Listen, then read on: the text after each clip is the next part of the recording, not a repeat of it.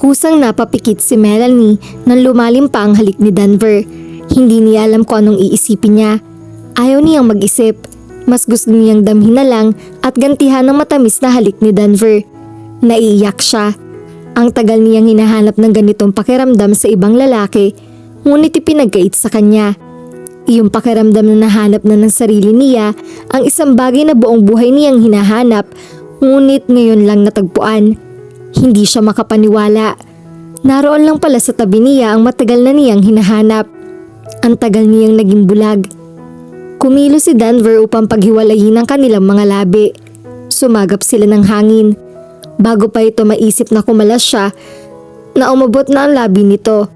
Lalo naging maalab ang mga sumunod na halik nito. Hanggang sa maramdaman niyang umangat ang mga paa niya. Pinangko na pala siya nito at nakapasok na sila sa kwarto nito. Still, she couldn't get enough of him. Nang ihiga siya nito sa kama ay buong pagbubauyang itinaas niya ang kanyang mga kamay sa batok nito. Maraming ulit na nagpalitan sila ng maalab na halik hanggang sa palayain na nito ang bibig niya. Isinubsob nito ang mukha sa kanyang sentido. Niyakap niya ito. Nag-angat ito ng ulo. Hinawi nito ang buhok na tumatabing sa mukha niya. He traced her eyes and the contours of her nose with his fingertips. He stroked her skin with a feather-light touch. Pagkatapos ay sinakop uli nito ang mga labi niya. Nakulong siya sa magaan na yakap nito nang sa wakas ay mapawi ang inisyal niya ng pananabik nila sa isa't isa. I can't believe this is happening, sambit niya maya-maya. Ako, alam kong nangyayari ito sa mga araw na ito. Sagot naman ito. Nilalaro-laro ng mga daliri nito ang kanyang palad. Napatangala siya. Alam mo? Paano? Wala naman akong... Ngumiti ito. Saka pinisilang baba niya. Kasi nga po, alam kong iisa lang ang pupuntahan ng mga banggayan natin. It has been building up since my father married your mother. Oy, for the record, hindi kita crush noon. Aniyang hindi maiwasa magtaray. Natawa ito. Lalo naman ako. Wala akong balak kahit gapulagas na magka-crush sa isang dalagita noon na nuknukan ng sungit at suplada. Nagtataka nga ako sa sarili ko. Kinaasasaran kita pero gustong gusto naman kitang buskahin tuwing magkikita tayo. Sa palagay mo, noon pa talaga tayo may chemistry pero hindi lang natin alam? Dinampian nito ng halik ang mga mata niya bago siya tiningnan. Yan ay isa sa mga gusto ko sa'yo. Matalino ka, pero inosente ka pa rin sa mga bagay. Nung madulas ka sa komedor at daganan mo ako, alam ko na noon na hindi ka na mawawala sa sistema ko. Ako naman, lagi na lang naiinis sa'yo, pero hinahanap-hanap ko ang mga pamubuska mo. Parang may kulang sa araw ko kapag hindi tayo nagtalo at hindi ako napikon sa'yo. Nakakatawa, hindi ba? Ang weird. Tama ka, but this is what makes us happy. Oo nga naman. Dahil ngayon, hindi lang siya masaya. Masayang masaya siya. Parang haplos na libu-libong pakpak ng mga anghel sa puso niya ang mga sinabi nito. Daig pa niyang nakasakay sa mga ulap. Sa palagay niya ngayon, walang darating na masamang bagay sa kanya na hindi niya kayang harapin. I don't think na magugustuhan to ni Mommy. Iyon lang talaga ang inaalala niya sa ngayon. Naisip ko na yan, pero magpapatalo ba tayo sa mga hindrances? Siyempre hindi. But what will happen now, Denver? Melanie, nagkakaunawaan naman tayo ngayon. May pangalan na ang dahilan kung bakit gustong gusto natin laging magkita. Magtalo at mag-asaran. Love ang tawag doon. Tatalikuran na lang ba natin ito pagkatapos na madiskubre ang mga gandang bagay na ito? Paano kapag nalaman to ni Mommy at magalit siya? Ayaw muna sana niyang banggitin ang pangamba. Nasa tuktok sila ng kaligayahan ngayon.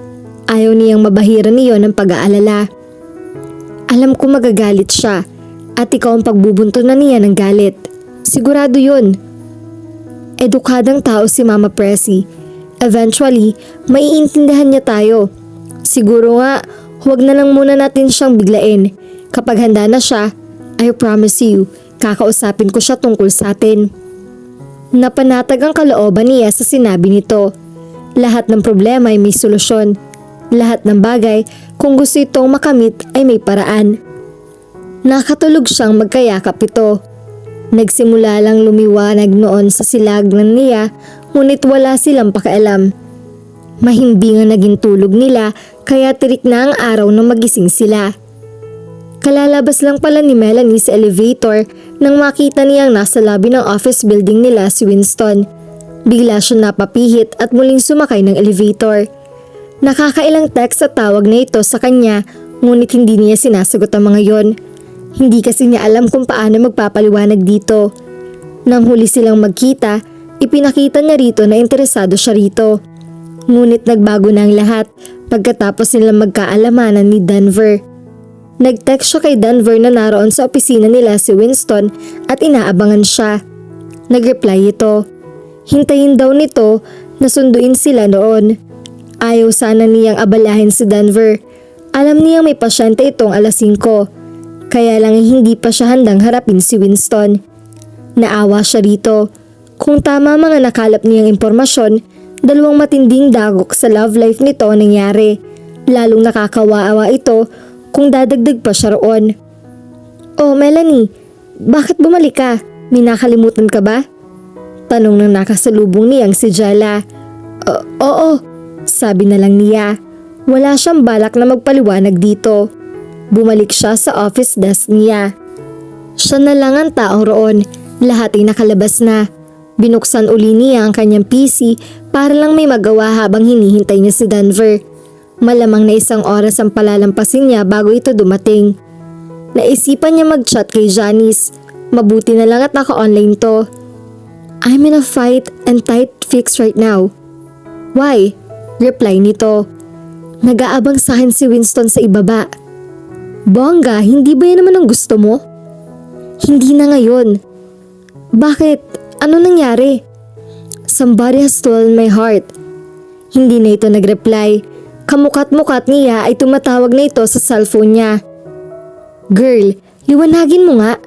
May nagnakaw ka mo ng puso mo kaya ayaw mo na kay Winston? You heard me. Napapangiting tugon niya. Grabe ha. Sinong gay naman to? Hindi ko muna pala sasabihin kung sino kasi baka nagdadrive ka ngayon at kapag sinabi ko, maibangga mo bigla ang kotse mo. Melanie, nasa office pa ako. Sabihin mo na. Sobrang tense na ako. Mamaya na lang kapag nasa bahay ka na. Paano nangyari? I'm sure it didn't happen overnight. Magkwento ka girl. Napangiti uli siya. Mukhang nasususpense na ng todo ang kaibigan niya. Hindi ko rin alam kung saan magsisimula. Basta nangyari na lang. Na-realize lang namin na mahal na namin ang isa't isa. Kaya nga nahihiya ako ngayon kay Winston. Sa palagay mo, maiintindihan niya kung medyo didistansya na ako sa kanya from now on? Ayoko kasi siyang paasahin ng ganitong mahal ko na ang guy na sinasabi ko sa iyo. Mabait si Winston at naaawa ko sa kanya. Thank you, pero mas magiging masakit sa akin kung patuloy mo lang akong kakaawaan. Napapihit siyang bigla sa nagsalita. Nasa pinsto sina Winston at Jella at parehong gulat. Okay lang ba talaga? Ikalawang ulit ng tanong niyon ni Denver kay Melanie. Bumabiyahe na sila noon pauwi sa bahay. Naabutan nitong kaninang pag-uusap nila ni Winston sa kanilang opisina. Malakas na malakas ang kabog ng dibdib niya kanina. Hindi siya sanay sa komprontasyon kaya halos wala siyang nasabi habang magkaharap sila ni Winston.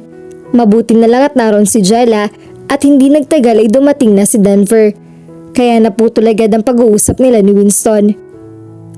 Oo, okay lang ako. Aniya. Mabuti na rin at nalaman na ni Winston. Nahihirapan kasi ako magtago at umiwas sa kanya. Saka para makarecover agad siya. At least hindi pa malalim ang feelings niya sa akin. Awang-awa talaga siya kay Winston kanina. Baka sa mukha nito ang matinding disappointment. Umaasa na ito na may magandang pupuntahan ang panliligaw nito sa kanya. At siya, bago sila magkaalaman ni Denver, ay iyon din ang inaasahan. Well, that's life. Wala tayong ibang magagawa kundi pagdasal na lang natin na makarecover siya at mahanap agad niya ang babaeng para sa kanya. Tumingin na siya rito. Paano kung nagkapalit kayo ng kapalaran ni Winston? Paano kung siya ang nasa posisyon mo ngayon at ikaw ang binigo ko? I'm sure hindi rin magtatagal ang posisyong sinasabi mo. Confident ang pagkangisi nito. I'll make you fall for me. Alam ko mangyayari yon. Ang yabang. Inihinto nito ang kotse sa gilid ng kalsada. Bago pa siya makapagtanong ay bigla na nitong ang mga labi niya.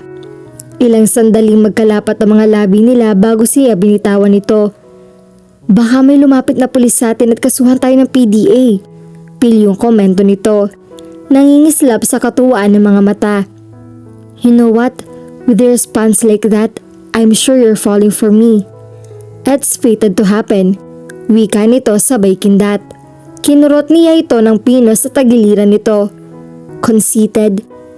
Tumawa ito ng tumawa. Masaya siya habang nakikita kung gaano rin ito kasaya. Nasa kalagitnaan na sila ng biyahe nang mapansin niyang ibang direksyong tumatakbo nila. Teka, saan ba tayo pupunta? Hindi naman ito ang daan papunta sa bahay ah. Hindi nga, kasi may pupuntahan muna tayo. Saan? Basta, mamaya mo na lang malalaman para surprise. Sa isip niya, malamang na isang intimate candlelight dinner ang inihanda nito sa kanya sa isang fine dining restaurant. O baka manood sila ng sine, alin man sa mga yon ay gusto niya. Ngunit hindi restaurant ang pinuntahan nila, kundi isang sprawling bungalow na may maluwang na solar. Nasa bukana ng maluwang din na patio ang reception area. Nilapitan nila ang reception desk. Nagpakilala si Denver sa babaeng naroroon. Pakihintay na lang po si right wing, sir ma'am. Pupunta na lang po ron si Madam Veronique. Okay, thank you. Nagugulahan siya kung ano ang mayroon doon. Kaninong bahay ito? Tanong niya kay Denver. At sino yung Madam Veronique? Kay Madam Veronique ito. At kung sino man siya, malalaman mo rin mamaya. Kaunting suspense na lang. Wala siya nagawa kundi ang maghintay. Sa right wing, isang pedestal table ang nakita nila sa isang sulok. Isang babaeng nakakimono ang naroon na may hawak na pitsyel. Binati sila nito at sinenyasan na inumin nila ang 2 baso roon na sinalinan nito ng reddish pink na liquid. Fruit juice pala iyon at malamig at napakasarap.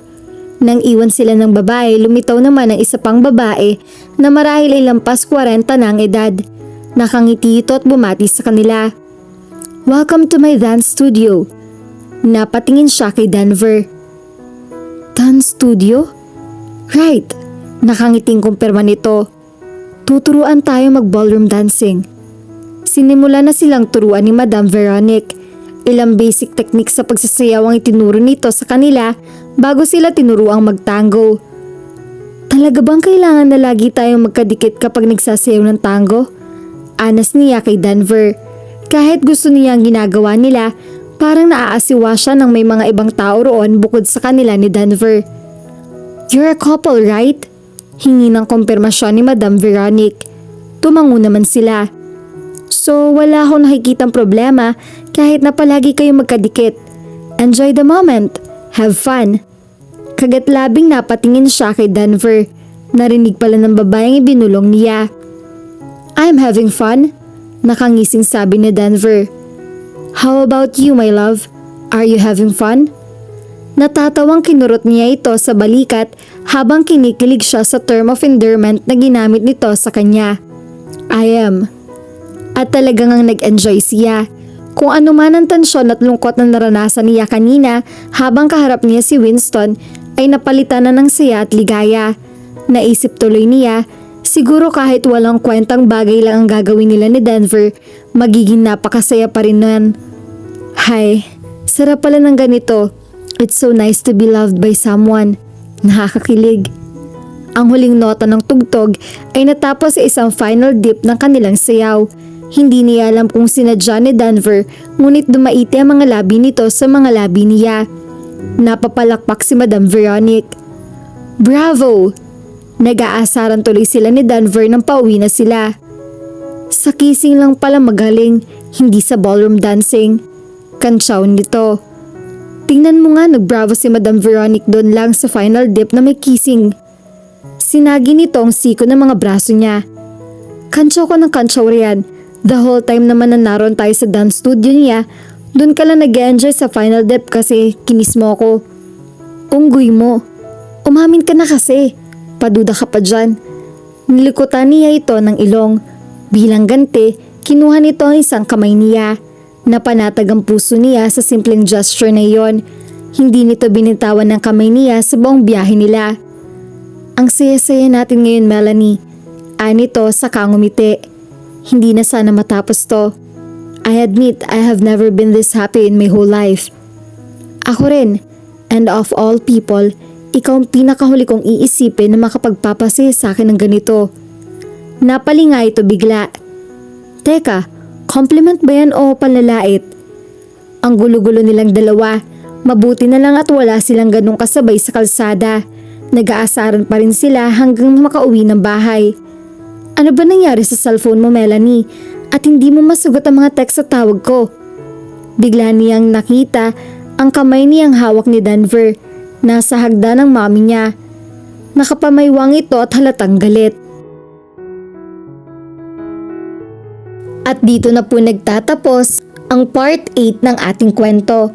Sabay-sabay po nating abangan ang susunod pang mga kabanata. Maraming salamat po. God bless and stay safe.